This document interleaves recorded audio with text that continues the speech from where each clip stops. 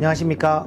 PGA 설티파이드 프로 강방수 박사입니다. 지난 시간에는 프리스윙 원리에 대해 알아보았습니다. 오늘부터는 골프 스윙의 심장부라고 할 수 있는 인스윙 원리에 대해 말씀드리겠습니다. 프리스윙 원리가 셋업, 정렬, 그립처럼 스윙을 준비하는 단계라면 인스윙 원리는 실제로 클럽이 움직이기 시작해서 백스윙, 전환 동작, 다운스윙, 그리고 임팩에 이르기까지 스윙의 전체 구조를 설명하는 기준 체계라고 보시면 됩니다. 오늘 이 시간을 통해 여러분이 스윙을 감으로 보는 것이 아니라 구조와 원리로 이해하시도록 돕고자 합니다.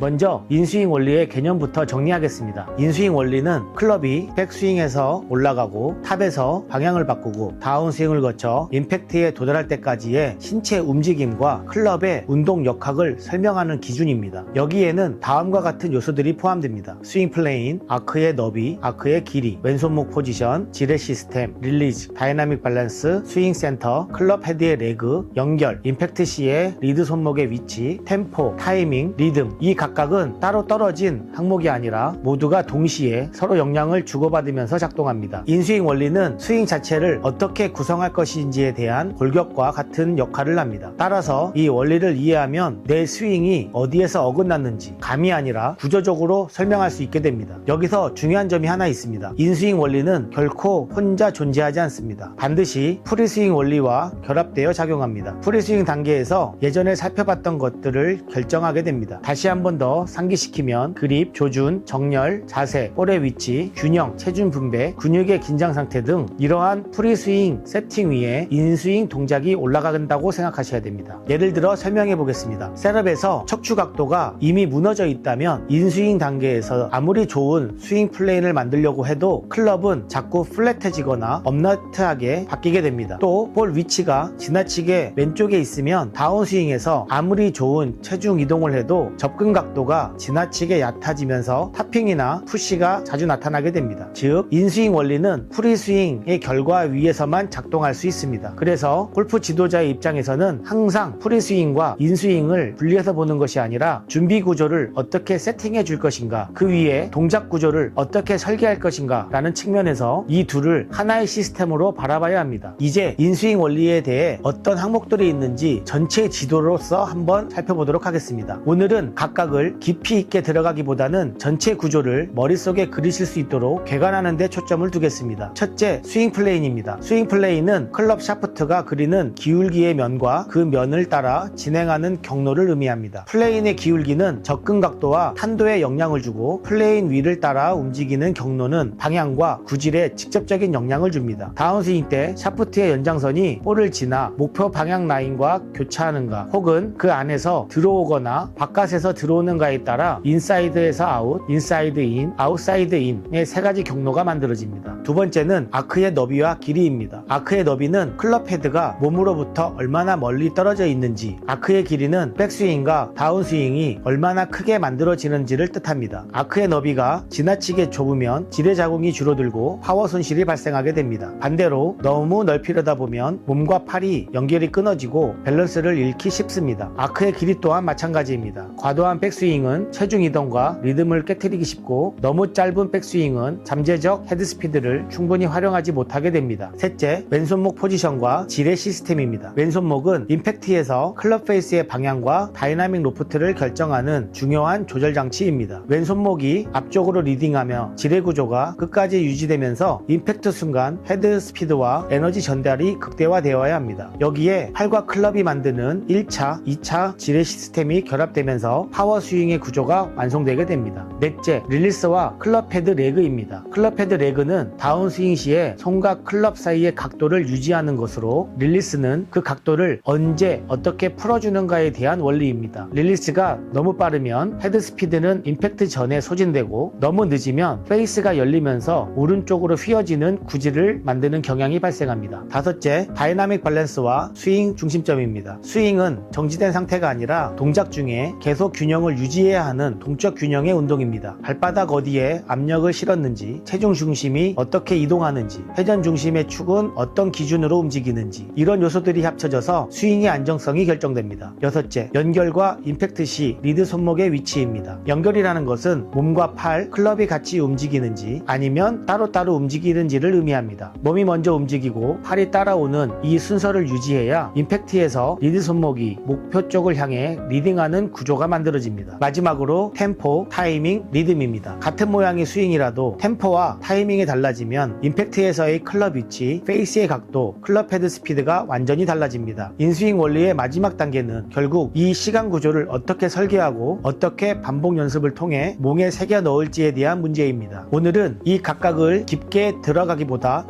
인스윙 구조가 이런 항목들로 구성되어 있구나, 이 정도의 큰 그림을 잡으시면 충분합니다. 이제 이 인스윙 원리가 볼 비행 법칙 그리고 선호와 어떻게 연결되는지 정리해 보겠습니다. 골프 스윙을 설명하는 이 모델에는 세 가지 수준이 있습니다. 예전에 설명드렸던 법칙, 즉 6가지 볼 비행 법칙, 임팩트 시에 클럽 헤드 중심 컨택트, 클럽 페이스 각도, 클럽 헤드의 궤적, 클럽 헤드 스피드, 접근 각도, 다이나믹 로프트, 이 6가지는 어떤 스윙을 하든지 반드시 적용되는 물리 법칙입니다. 그 다음으로 나타나는 것이 원리입니다. 오늘 이야기하는 인스윙 원리가 여기에 해당됩니다. 세 번째는 선호입니다. 같은 원리를 적용하더라도 골프 지도자마다 그리고 선수마다 조금씩 다른 방법을 사용합니다. 예를 들면 이런 것이 있습니다. 스윙 플레이는 인사이드에서 내려오는 것이 좋다. 이 의미는 하나의 원리로서 작용하는 것입니다. 그런데 이 원리를 적용하는 방식은 다양합니다. 어떤 지도자는 손의 위치를 수정해서 이 스윙 플레이를 만들고, 어떤 코치는 체중 이동과 회전을 강조해서 만들기도 하며, 어떤 지도자는 셋업의 정렬과 볼 위치를 바꾸는 방식으로 접근하기도 합니다. 이것들이 바로 선호입니다. 골프 지도자의 레슨 스타일, 선수의 신체 조건과 학습 스타일, 그리고 목표에 따라 어떤 원리를 어떤 순서로 그리고 어떤 선호를 통해 구현할 것인가라는 것을 이러한 조합을 통해 달라지게 만들 수 있기 때문입니다. 하지만 중요한 점은 하나 있습니다. 어떤 선호, 어떠한 스타일을 쓰더라도 결국은 6가지 볼 비행 법칙과 연결되어야 하고, 그 연결을 설명해 주는 것이 바로 인스윙 원리라는 것입니다. 골프 지도자의 입장에서 보면 인스윙 원리를 이해하는 것은 눈앞의 스윙 모양을 평가하는 데 그치지 않고, 이 모양이 법칙과 어떤 관계를 맺는지, 그리고 무엇을 바꿨을 때 법칙이 어떻게 변할지를 예측하는 능력을 갖는 것이라고 할 수 있습니다. 그렇다면 실제 레슨 현장에서는 인스윙 원리를 어떻게 활용해야 할까요? 몇 가지 사례를 간단히 들어보겠습니다. 첫 번째, 슬라이스에 시달리는 아마추어의 골프의 예입니다. 많은 경우 아웃사이드 인 스윙 플레인, 열려있는 클럽 페이스, 상체만 과도하게 사용하는 다운스윙, 이런 것들이 동시에 나타납니다. 이때 골프 지도자는 단순히 인사이드로 내려서 치세요 라고 말하는 것보다 스윙 플레인을 어떻게 바꿀 것인지, 체중 이동과 회전 순서를 어떻게 조정할 것인지, 릴리스 타이밍을 어떻게 수정할 것인지, 인스윙 원리의 관점에서 구조적으로 접근해야 합니다. 두 번째, 거리는 나지만 방향성이 들쭉날쭉한 경우입니다. 이 유형의 골프는 대개 지뢰 시스템과 레그는 잘 유지되지만 다이나믹 밸런스가 불안정하고 템포와 타이밍이 매 샷마다 달라지게 됩니다. 이럴 때는 스윙 플레인이나 파워를 좀 더 키우는 것보다 우선적으로 리듬과 템포를 일정하게 만드는 연습과 균형 중심을 잃지 않는 회전 훈련이 필요합니다. 인스윙 원리 중심의 훈련이 필요하다고 강조하는 것이 중요합니다. 세 번째는 주니어와 시니어 골프의 예를 들어보겠습니다. 체력, 유연성, 신경근, 협응 능력이 각기 다르기 때문에 어떤 원리를 우선 가르칠 것인지, 어느 정도 강도로 적용할 것인지, 이 선택이 매우 중요합니다. 우선적으로 시니어의 예를 들어보도록 하겠습니다. 시니어 골퍼에게는 과도한 백스윙 길이, 복잡한 지뢰 구조보다는 안정적인 스윙 플레인, 단순한 회전과 리듬, 균형을 유지한 상태에서의 아크 확보, 이런 요소에 더 초점을 두어야 합니다. 반대로 주니어 선수에게는 지면 반발력을 활용한 파워 시퀀스, 지뢰 시스템과 레그 유지, 클럽 헤드 스피드를 극대화하는 타이밍 구조 등의 원리를 조금 더 적극적으로 활용하는 것이 나을 수도 있기 때문입니다. 이처럼 인스윙 원리를 이해하면 레슨 현장에서 누구에게 무엇을 어느 순서로 어떤 강도로 적용할 것인지 그 결정이 훨씬 명확해집니다. 이제 정리해 보겠습니다. 인스윙 원리는 골프 스윙의 중심 동작을 설명하는 구조적 언어입니다. 프리스윙 원리가 준비된 무대를 만든다면 인스윙 원리는 그 무대 위에서 실제로 공연을 진행하는 역할을 합니다. 스윙 플레인, 아크, 지뢰 시스템, 릴리스, 밸런스, 스윙 센터, 그리고 템포, 타이밍, 리듬까지 이 원리를 이해하고 나면 여러분의 스윙은 더 이상 모양을 따라하는 동작이 아니라 원인을 알고 결과를 설계하는 구조화된 움직임이 됩니다. 앞으로 이어질 시간에는 이 인스윙 원리를 하나씩 떼어서 스윙 플레인, 아크, 지렛 시스템, 릴리스 등 각 항목을 따로 깊이 있게 다루도록 하겠습니다.